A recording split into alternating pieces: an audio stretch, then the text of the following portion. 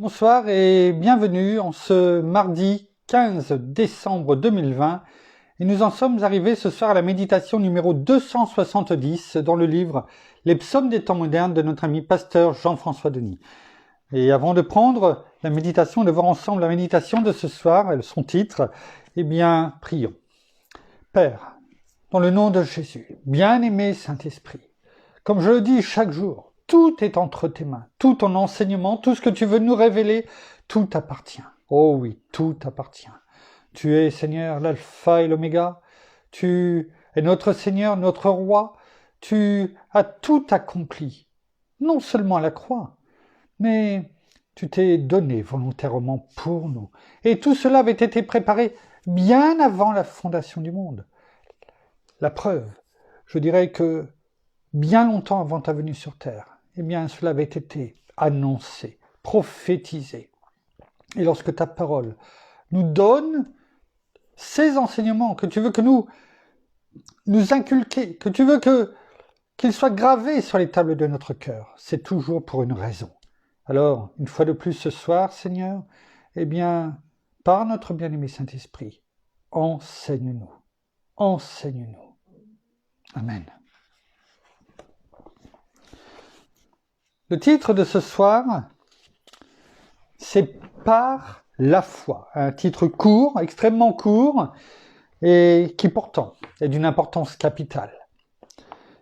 L'expression « c'est par la foi » va bien au-delà de ce qu'humainement tu vois ou perçois. Oui, elle peut définitivement t'ébranler et te faire peur parfois.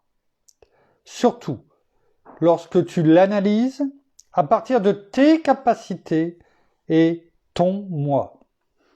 Mais si tu crois, elle saura te propulser au-delà de ce que momentanément tes yeux entrevoient ici-bas. Durant son parcours vers sa réalisation, certainement, tu te poseras de nombreuses questions. Certes, accompagnées par plusieurs moments d'hésitation, mais ces interrogations ne sont jamais une fin en soi, si ce n'est que de servir à fortifier ta foi, à travers ton effroi, et ce afin de bâtir en toi cette dépendance en Jésus, le roi des rois. Il faut savoir que lorsque tu regardes à plus grand que toi et que tes yeux se fixent sur l'auteur de ta foi, l'expression « c'est par la foi » devient alors ton carburant. Car sans l'ombre d'un doute, tu sais combien est grand celui qui, derrière cette déclaration, te conduira sain et sauf à ta destination. Assurément, cette expression engendre dans le naturel de la peur, de la crainte et d'incroyables incertitudes qui à chaque fois déclencheront, lorsque ramenés dans une dimension surnaturelle, une conviction, une assurance et une révélation empreinte de certitude. Parce qu'elle ne repose en rien sur tes aptitudes, mais t'oblige et t'amène à prendre de l'altitude, pour qu'à travers son expérience, tu ne vives rien de moins que sa plénitude, et que tu en viennes à exprimer toute la gratitude à ce Dieu qui puise toute son expression dans l'origine du mot magnitude, étant lui-même l'essence retrouvée derrière son synonyme, prenant racine dans son amplitude. La Bible déclare qu'il a préparé des œuvres d'avance pour toi, que nul ne peut accomplir si ce n'est que le destinataire qui les reçoit.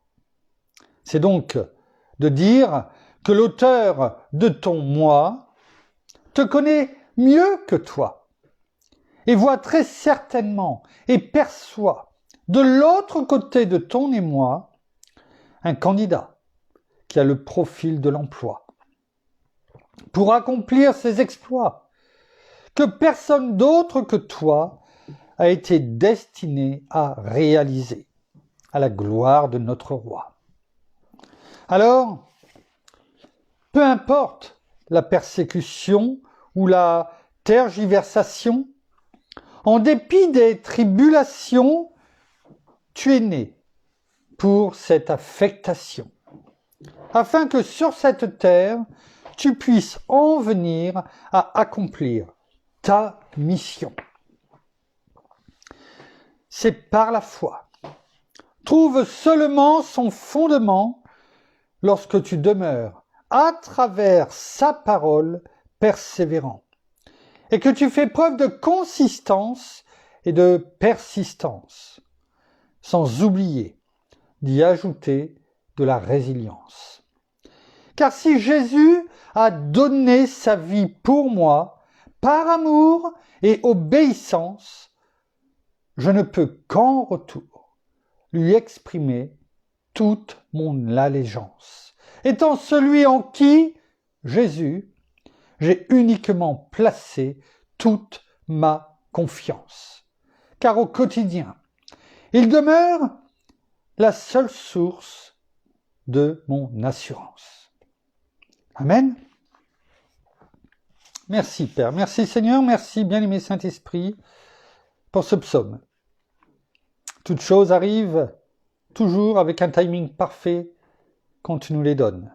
Et nous avons besoin, oui, de nous accrocher à cette foi que tu nous donnes. Tu nous l'as donnée. C'est par grâce que nous l'avons reçue. Ce n'est pas cette foi humaine. Non, pas du tout. Cette foi humaine nous conduit, je dirais presque à ne rien avoir. Parce que la foi humaine finit toujours par piquer du nez, par tomber. Tomber. Cette foi, elle repose sur ce que nous venons de dire et de lire. Si Jésus a donné sa vie pour moi par amour et obéissance, je ne peux qu'en retour lui exprimer toute mon allégeance. Cette foi que tu nous as donnée repose sur cela. Tu t'es donné pour nous. Tu as obéi à ce que tu avais déjà prévu dès avant la fondation du monde, en te portant volontaire, pour venir nous apporter cette seconde chance à l'humanité et à chacun d'entre nous. Comment, après ce que tu as fait pour chacun d'entre nous, comment ne pouvons-nous pas nous donner entièrement, te faire allégeance,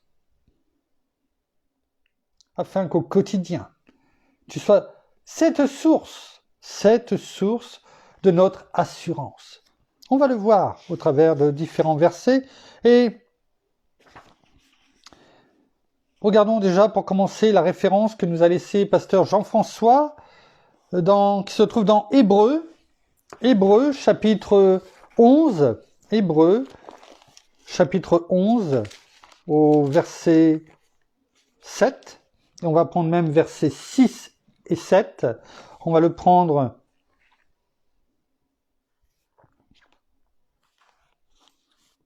et on connaît ces versets. On va prendre même en verso colombe aussi. Il est écrit à partir du verset 6. Or, sans la foi, alors c'est dans le chapitre 11, le chapitre 11 qui nous rapporte, qui nous rappelle les héros de la foi, tous nos frères et sœurs qui nous ont précédés et qui étaient des hommes et des femmes comme nous. Comme nous. La seule chose, c'est que eux, en plus, n'avaient pas tout ce que nous avons, nous, aujourd'hui. Alors, Certains peuvent dire, oui, mais le monde était différent. Oui, il était différent. Est-ce qu'il était pour autant plus facile? Je ne le crois pas. Il était, oui, certes, différent. Mais notre Seigneur n'était pas venu. Encore sur cette terre. Il n'était pas venu. Et pourtant, ces héros de la foi, eh bien, nous sont rappelés dans ce chapitre 11 dans le livre des Hébreux. Chapitre 11, magnifique chapitre. À partir du verset 6. Or, sans la foi, il est impossible de lui plaire. Celui qui s'approche de Dieu doit croire qu'il existe et qu'il récompense ceux qui le cherchent. Verset 7. C'est par la foi que Noé, divinement averti de ce qu'on ne voyait pas encore, et saisi d'une pieuse crainte, construisit une arche pour sauver sa famille. C'est par elle qu'il condamna le monde et devint héritier de la justice qui s'obtient par la foi. De la justice qui s'obtient par la foi. On va rester ce soir sur la foi. On l'a déjà médité, on va la méditer d'une façon différente. On aurait pu partir sur la justification, c'est beaucoup trop, je dirais, complet pour, ne passer que quelques minutes dessus. On a besoin aussi de se fortifier par la foi.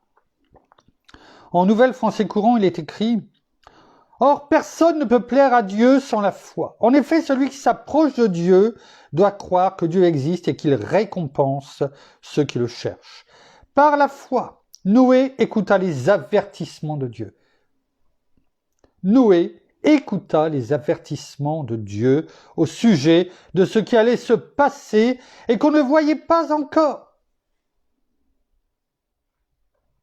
Il prit Dieu au sérieux et construisit une arche dans laquelle il fut sauvé avec toute sa famille. Ainsi il condamna le monde et obtint grâce à sa foi que Dieu le considère comme juste. Noé écouta les avertissements de Dieu au sujet de ce qui allait se passer. Il ne le savait pas, il ne le voyait pas. Dieu lui a dit ce qui allait se passer. Est-ce que nous entendons les avertissements de Dieu? Il nous parle. Oh, il nous avertit, tout simplement, chaque jour, dans les méditations, quand on plonge le regard, quand sa parole vient nous toucher, nous enseigner, nous remettre dans le droit chemin, nous exhorter à faire telle ou telle chose, à lui obéir, à chercher, comme il est écrit dans Matthieu 6, 33, premièrement, le royaume et la justice de Dieu. Oh, il y a des promesses derrière, mais ce n'est pas ça le plus important. On sait que notre Père ne nous abandonnera pas, ne nous délaissera pas. Mais ce qu'il nous demande, c'est de lui obéir. On le sait, on l'a médité. Est-ce que nous écoutons les avertissements de Dieu? Il nous a montré bien des choses, je pense, en tout cas pour nous, on parle pour nous, pour notre entourage, et je suis persuadé que pour chacun d'entre vous, il vous a aussi montré, parlé. Mais comment écoutons-nous ces avertissements? Est-ce qu'on écoute et on oublie? Est-ce qu'on écoute et on y prête une attention? Ou est-ce qu'on écoute et on fait ce qu'il dit? Noé a choisi. Il a écouté, il a appliqué, il a obéi, du début jusqu'à la fin. Il est écrit, il prit au sérieux et construisit une arche. Il a fait exactement ce que Dieu lui avait dit. Oh, il a dû passer et recevoir tellement de colibés, de noms d'oiseaux, de railleries. Mais il a tenu bon. Et je suis persuadé que, au travers de ce que Noé a pu subir, chacun d'entre nous, on pourrait quelque part s'identifier à ce que Noé a dû faire face. Quelquefois, on ne comprend pas, y compris même dans notre propre famille, peut-être éloignée, ou les familles des conjoints.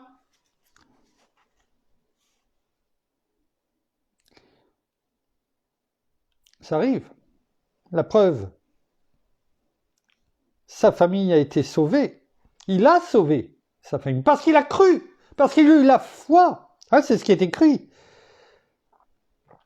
Dans laquelle il fut sauvé avec toute sa famille. Mais on parle de sa femme, de ses 3 fils, des femmes de ses fils. Il n'est pas parlé des beaux-parents. Alors non pas que nous ne voulons pas que les beaux-parents soient sauvés, ou pas, la question n'est pas là. Mais s'ils ne sont pas mentionnés, c'est qu'à mon avis, ils n'ont pas cru. Nulle part on en fait allusion.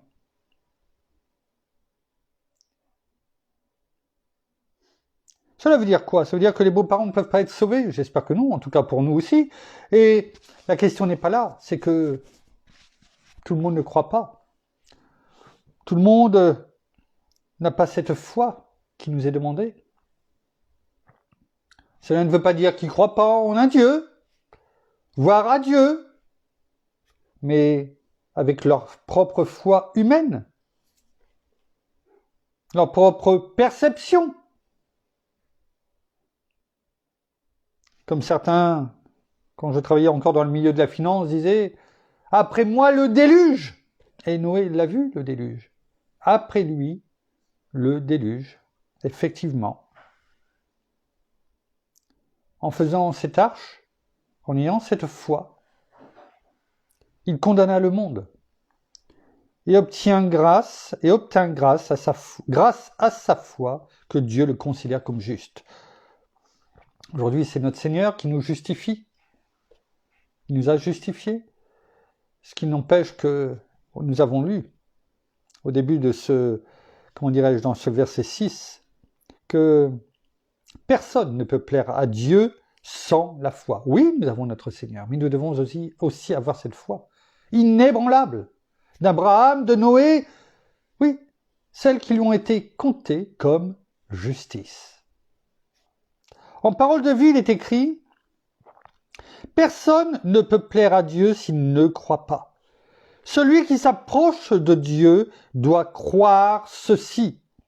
Dieu existe et il récompense ceux qui le cherchent. » Noé a cru en Dieu, Dieu lui a annoncé des événements qu'on ne voyait pas encore. Alors Noé a pris la parole de Dieu au sérieux. Il l'a prise au sérieux.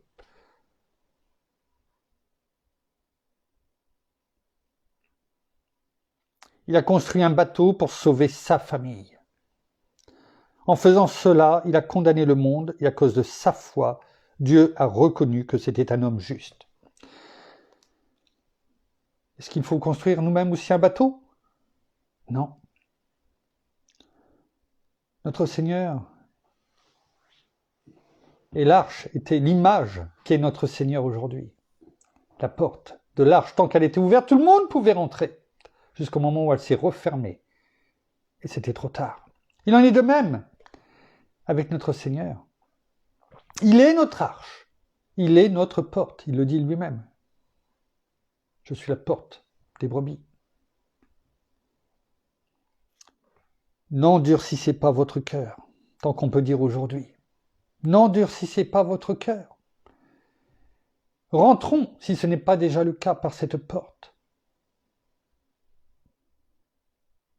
Parce que le jour où elle va se refermer, ce sera trop tard. Et tout comme au temps de Noé, c'est ce que dit la parole, eh bien les gens ne croient pas, rigolent, s'amusent. Oh, cela ne veut pas dire qu'on n'a pas le droit de s'amuser, de rigoler, de passer un bon moment avec des frères, des sœurs, la famille. Mais gardons toujours à l'esprit l'essentiel, notre Seigneur. Car cela peut se passer à n'importe quel moment, comme au temps de Noé. Ne nous laissons pas dévier, entraîner, parce que Oui, c'est un salut peut-être pour nous, mais tout comme Noé, c'est également un salut pour sa famille, pour notre famille. Et Noé, il a dû, à mon avis, aussi faire face avec son conjoint, ses enfants. Il y a dû sûrement y avoir des moments plus difficiles. Mais Dieu ne l'a jamais abandonné. Oh, cela a duré des années, bien longtemps. On ne construit pas une arche aussi monumentale, aussi facilement, et en très peu de temps, surtout avec les outils qu'il avait à cette époque.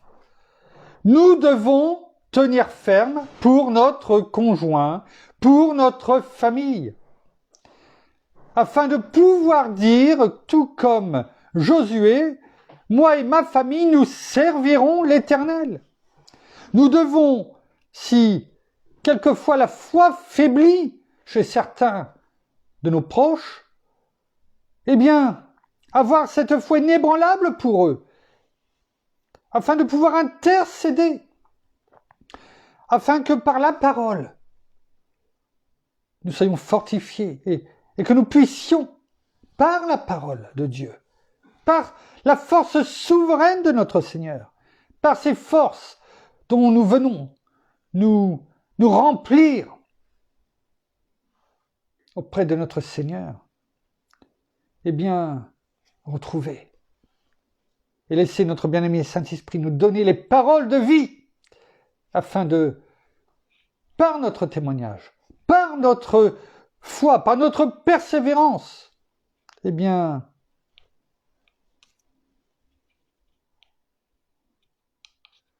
excusez-moi, je n'ai plus rien au niveau du téléphone.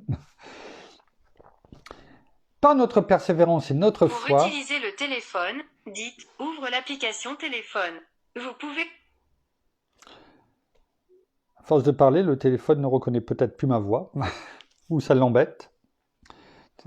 Je vais essayer de le rallumer ou de le donner à quelqu'un, s'il te plaît, merci. Et par la foi, nous devons persévérer. Persévérer, même si autour de nous les choses tombent, la parole le dit, que 1000 tombent à ton côté et 10 000 à ta droite, rien ne t'atteindra. Nous avons tout dans la parole. Nous avons toutes les armes. Nous avons toutes les ressources. Toutes les ressources sont là. Dans ce livre que nous avons chez soi, auprès de nous. Bien sûr, il faut l'ouvrir. Merci. Il faut l'ouvrir, il faut le lire, il faut le méditer, il faut se laisser imprégner par la parole, il faut laisser notre Père nous parler. Et nous avons toutes les ressources. La seule chose, c'est que il ne faut pas simplement se dire j'ai toutes les ressources et regarder à soi, parce qu'il est bon d'avoir toutes ces ressources à nos côtés, à notre disposition. Mais le plus important, c'est d'être connecté non pas aux ressources, mais à la source. C'est ça le plus important. Parce que ces ressources, de qui elles viennent? De nos propres forces? De notre savoir? De notre intelligence? Non. Elle vient de notre source. Notre Père qui nous a créés. Notre Seigneur. Notre bien-aimé Saint-Esprit. C'est eux qui nous donnent ces ressources dont nous avons besoin. Ne l'oublions pas.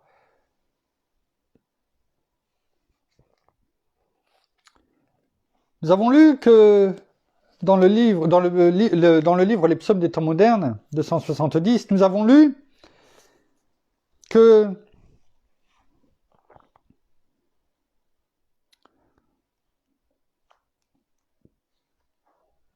toutes choses avaient été préparées d'avance. Pour chacun d'entre nous, nous sommes uniques. Nous avons été créés par notre Père pour une mission. Tout comme notre Seigneur est venu sur la terre pour une mission. Il est important que non seulement nous en soyons totalement convaincus, et que par la foi, nous demandions, si on ne la connaît pas, quelle est notre mission? Pourquoi, Père, tu m'as créé? Qu'importe l'âge que l'on a aujourd'hui, qu'importe, jeune, moins jeune, plus âgé, qu'importe. Pourquoi m'as-tu créé? Dans quel but? Regardons ce qui est écrit dans Éphésiens chapitre 2 verset 10. Car nous sommes son ouvrage. Nous sommes son ouvrage. Nous avons été créés en Christ Jésus pour des œuvres bonnes que Dieu a préparées d'avance afin que nous les pratiquions. Elles ont été préparées d'avance. C'est pour cela que nous avons lu tout à l'heure que notre Père nous connaît plus que nous. Plus que nous. Il nous a créés parce qu'il savait pourquoi en Jésus-Christ notre Seigneur, nous sommes arrivés sur cette terre. Pourquoi il nous a donné la vie? Pourquoi il nous a donné ce souffle de vie? Et notons que ce n'est pas pour que nous soyons dans la galère, à faire le mal. Non, il est écrit pour des œuvres bonnes. Donc c'est déjà des bonnes choses pour nous, mais surtout aussi pour d'autres personnes. Ne serait-ce que déclarer et proclamer la parole de Dieu, c'est une bonne nouvelle. C'est une bonne œuvre. À chaque fois qu'on a les moyens et la possibilité de le faire. Que Dieu a préparé d'avance. Tout a déjà été préparé. Le chemin que nous devons arpenter a déjà été mis en place. Écoutons, obéissons, avançons par la foi, même si on ne voit pas les choses. Je ne sais pas, le matin quand vous sortez pour prendre la voiture pour partir au travail, quelle que soit l'heure à laquelle vous partez, avant de partir, vous ouvrez le capot, vous regardez l'huile, l'eau, vous regardez si vous essuyez peut-être les bougies, enfin j'en sais rien, je ne suis pas mécanicien. Vous regardez, vous faites l'inspection chaque jour avant de partir du moteur. Vous regardez s'il y a toujours suffisamment d'essence avant de tourner la clé. Non. Pourquoi? Et je suis persuadé que le timing est respecté. Tous les matins, vous vous levez à telle heure, vous savez qu'à telle heure, il faut être dans la voiture parce qu'il vous faut tant de temps pour arriver à votre travail. Vous avez foi, une petite foi. Vous ne le voyez peut-être pas comme ça, mais vous avez foi. Foi, une foi humaine en votre voiture. Que lorsque vous allez tourner la clé, elle va démarrer pour vous amener du point A au point B. Et vous avez foi en cela.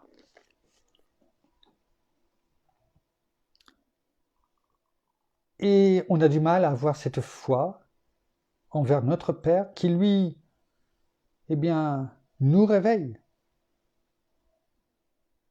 nous donne ce souffle de vie chaque jour, afin que nous puissions être auprès de nos proches, notre conjoint, nos enfants, vaquer à nos occupations. Mais ça, c'est pas important. Tant qu'on a la voiture, tant qu'on a le téléphone, tant qu'on puisse appuyer sur le bouton de l'ordinateur, tant qu'on peut appuyer sur le bouton de la télévision, la console de jeu, qu'importe, enfin on pourrait tous les citer. Ça, c'est important. Et quand ça marche pas, on fait un scandale. Est-ce que cette foi en Dieu, nous l'avons? Nous ne voyons pas tout ce qu'il nous a prévu pour nous, c'est clair. Mais on doit lui faire confiance, il nous a dit qu'il avait préparé des œuvres bonnes, afin que nous les pratiquions. Alors ce qui ne veut pas dire qu'il faut attendre sans rien faire, il faut être à son écoute, il faut avancer par la foi. Ne jamais douter. Ne pas se laisser occuper, embrumer l'esprit. Parce que nous entendons, parce que nous voyons, parce que nos proches peuvent dire ou ce que nous pouvons entendre dans les bruits de couloir ou les bruits lorsque il y a du monde à la maison.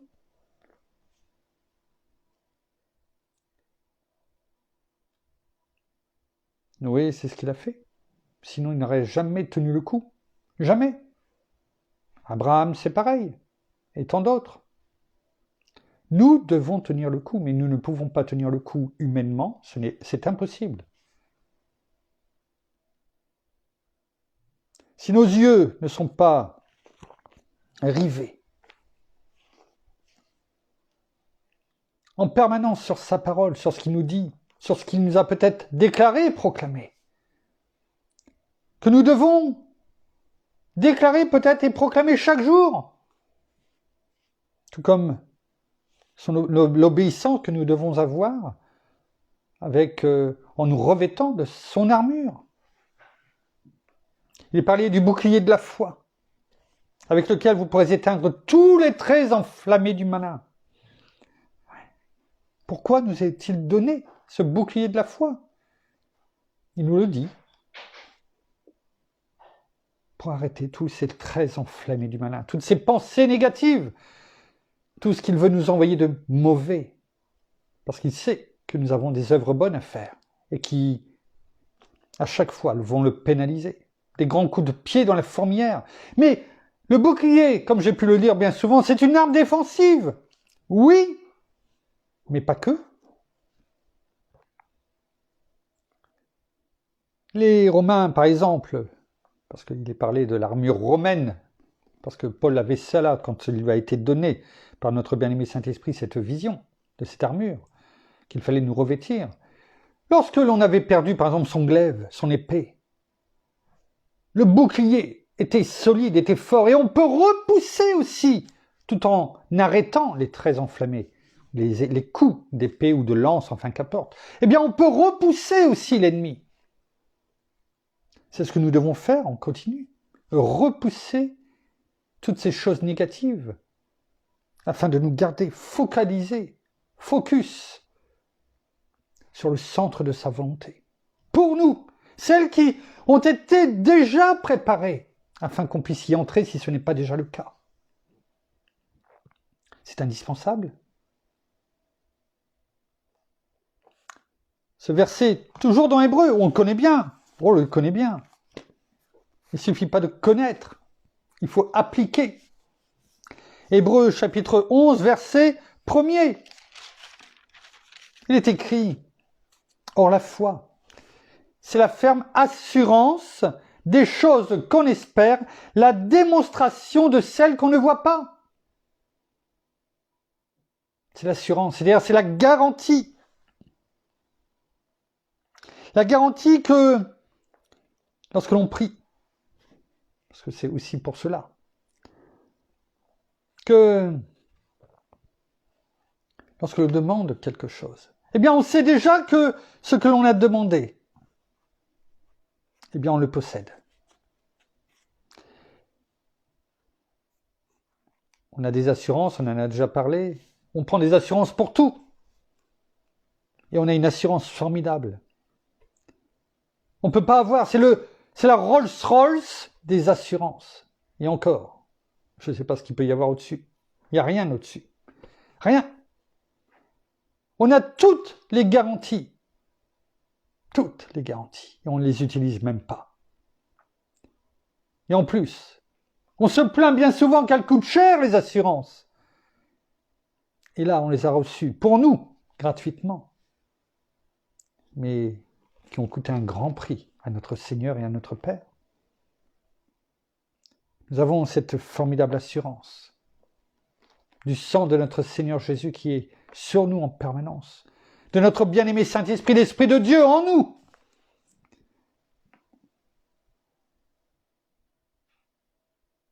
Alors qu'attendons-nous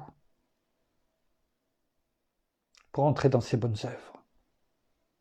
Arrêtons de nous boucher les oreilles, d'être sourds, comme on avait pu déjà le méditer. Que ceux qui ont des oreilles pour entendre, entendent, nous dit et répète bien souvent notre Seigneur Jésus. Dans Jacques chapitre 1, au verset 5. Versets 5 à 8. Jacques, chapitre 1er, versets 5 à 8. Voilà, les épreuves, les tentations. Mais comment on doit se comporter aussi dans la prière lorsque l'on demande quelque chose? Si quelqu'un d'entre vous manque de sagesse, entre autres, qu'il la demande à Dieu, qui donne à tous libéralement et sans faire de reproche, et elle lui sera donnée. On parle de la sagesse, on peut parler de plein d'autres choses quand on vient auprès de notre Père. Et regardons ce qui est écrit ensuite. Mais, vous savez, c'est mais, qui nous n'augure bien souvent que rien de bon, si on n'y tient pas compte de l'avertissement, comme on l'a lu tout à l'heure avec Noé. Mais qu'il la demande avec foi, sans douter. Les deux sont mis l'un à côté de l'autre. Le doute est l'opposé de la foi. On ne peut pas être dans la foi inébranlable et dans le doute. On le voit et on a pu le méditer le méditer lorsqu'on en a vu avec Abraham et Isaac.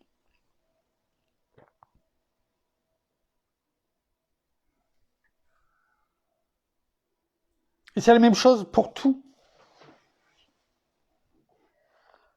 Car celui qui doute est semblable au flot de la mer que le vent agite et soulève.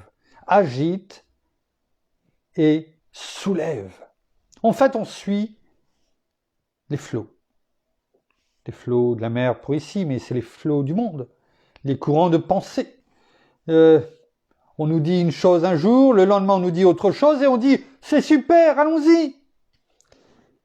Et en plus, on emporte avec nous tous ceux qui sont autour de nous, qui nous regardent, qui pour eux, on doit être ce témoignage vivant et ils nous suivent. Ne fais pas ci, fais cela.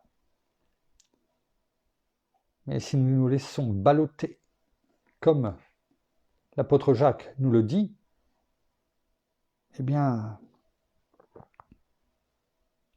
qu'un tel homme ne pense pas qu'il recevra quelque chose du Seigneur. C'est un homme irrésolu, inconstant dans toutes ses voies. Alors, je veux croire que nous ne sommes pas inconstants dans toutes nos voies. Moi, vous, nous ne sommes pas inconstants. Nous ne sommes pas inconstants parce que nous demandons avec foi et nous recevons avec foi. En tout cas, c'est ma prière pour ce soir. Sans douter, quels que soient les événements, quel que soit ce que l'on peut entendre autour de nous. Comme on l'a dit tout à l'heure, que 1000 tombent à ton côté, 10 000 à ta droite, rien ne t'atteindra. Appuyons-nous sur des paroles de vie, de foi. Ces ordres que nous donne notre Père, ces promesses qui ne vont pas s'accomplir, mais qui sont déjà là, pour nous. On le voit dans Éphésiens 1:3. Béni soit le Dieu et Père de notre Seigneur Jésus, qui nous a bénis de toutes les bénédictions spirituelles dans les lieux célestes en Christ. Il l'a déjà fait. Il l'a déjà fait. C'est là, à notre disposition. Encore faut-il que par la foi, nous les prenions. Mais elles sont là. Elles ne sont pas à venir. Tout est déjà fait. Tout est déjà prêt. Tout est accompli. Et ce qui était vrai il y a 2000 ans, c'est toujours le cas dans notre vie aujourd'hui.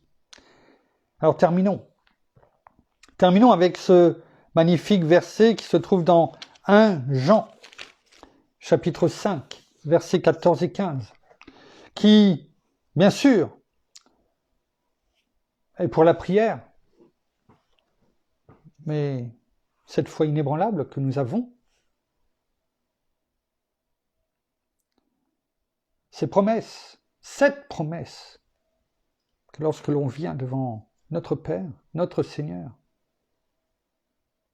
tout comme Daniel, lorsque l'ange a réussi à passer au bout de 21 jours, il est venu lui dire, mais dès que la parole, ta prière est sortie de ta bouche, cela avait déjà été exaucé. Mais j'ai été retardé.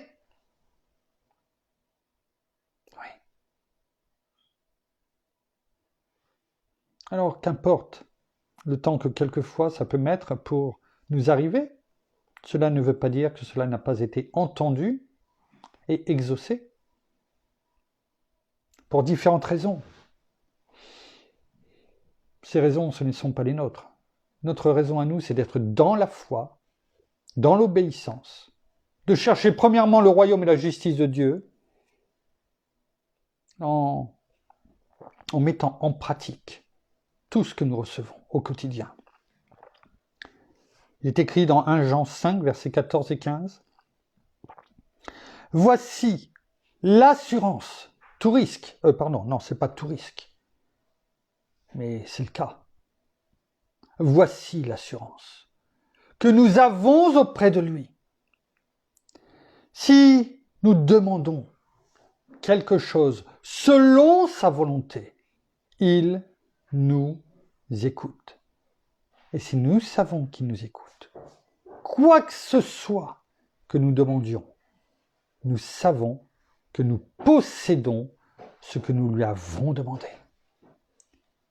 Alors que cette foi, selon ce verset de la parole, selon la parole de Dieu, cette promesse formidable qu'il nous donne, eh bien, qu'elle soit gravée sur les tables de notre cœur, quitte à la dire plusieurs fois par jour, non pas d'une façon religieuse, mais lorsque l'on sent que nous commençons, tout comme Pierre, à nous enfoncer, eh bien, revenons, sachons revenir et rediriger nos regards vers notre Seigneur et uniquement lui. Car cette foi, il nous l'a donnée au prix de souffrance, de son sang. Et il veut que nous tenions ferme. Et il nous a tout donné pour cela. Alors, par la foi, saisissons tout ce que nous avons entendu ce soir et mettons-la en pratique dans nos vies au quotidien et notre vie ne sera plus du tout la même. Merci Père, merci Seigneur, merci bien-aimé Saint-Esprit. Nous terminons par la prière. Merci Seigneur, et bien encore ce soir pour ce moment de partage. Merci encore de te révéler à nous par notre bien-aimé Saint-Esprit. Merci encore de nous enseigner, merci encore de nous relever, merci de nous fortifier chaque jour dans notre foi. Oui, fortifie-nous dans la foi chaque jour, cette foi qui grandit au fur et à mesure, et que nous demeurions fermes dans cette foi, car tout ce que nous te demandons avec foi, eh bien nous le verrons dans nos vies. Alors déclarons et proclamons la parole de vérité, et serrons-la dans notre cœur, et vraiment gardons-la au plus profond de nous-mêmes, prononçons-la de tout notre cœur, de toutes nos voix, de toute espérance également. Mais merci surtout encore pour ta présence, merci parce que tu nous soutiens, même si par moments nous relâchons, même si par moments nous nous fatiguons, eh bien tu es là, à côté de nous, et tu nous pousses en avant, tu nous relèves. Alors merci afin que cette foi, eh bien, grandisse en nous chaque jour.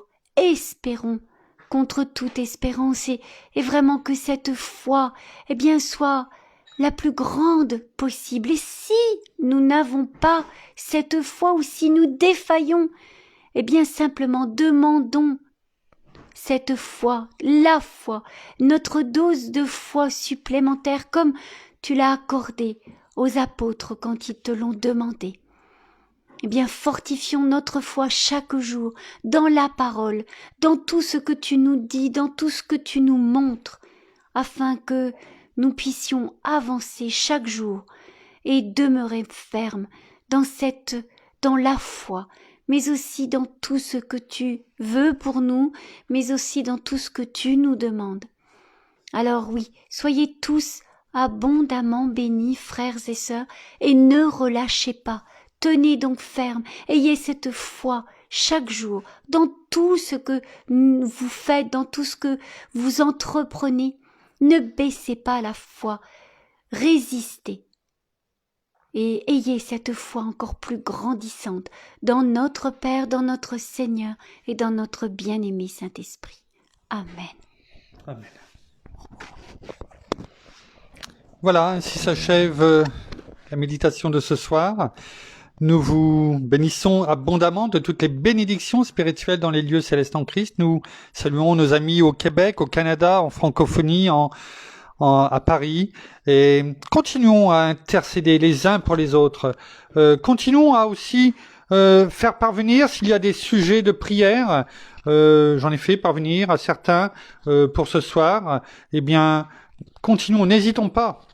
Si on ne se fait pas, si on hésite à envoyer, on ne peut pas prier, on ne peut pas tout savoir. Faites remonter les informations, demandez s'il y a des sujets de prière. C'est ainsi que nous mettrons l'ennemi, nous couperons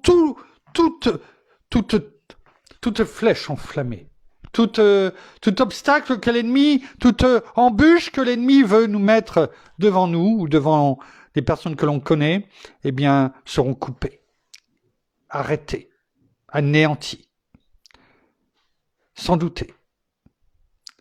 Tenons ferme. Nous vous donnons rendez-vous demain, au même endroit, sûrement à la même heure. Mon épouse me dit que oui, donc à la même heure, 20h30. En attendant, passez une bonne fin de journée pour certains, une bonne soirée et une bonne nuit, en tout cas pour chacun d'entre vous. À demain. Au revoir.